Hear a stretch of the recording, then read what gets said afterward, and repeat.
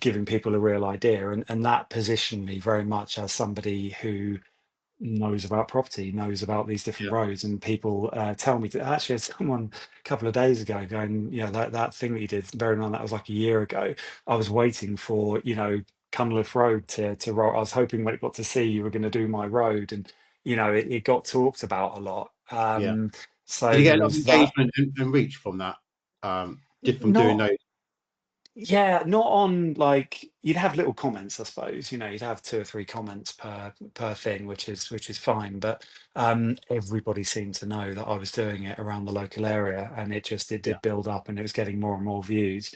So there was that, and then the local business interviews. Um, Yeah.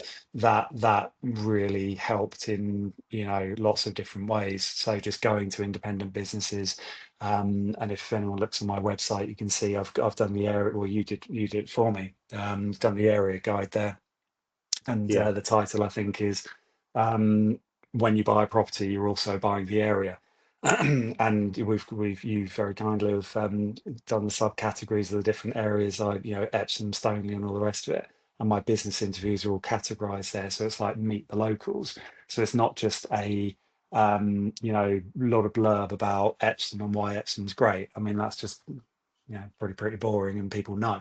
But if you've got Yeah. a series of interviews with shop owners, different business owners, charities, politicians, I even did, when it came to them being elected, it's just showing what the area's got to offer. I mean, Chris Watkin calls it, being the digital mayor of your Yeah. area, and that's what I've strived to do. So I've never remotely run out of businesses to interview.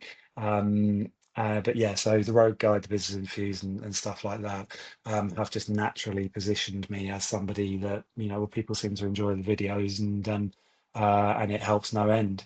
So then Yeah. when you go into evaluation, this is the beauty of social media. When you go into the valuation, they've chosen you already.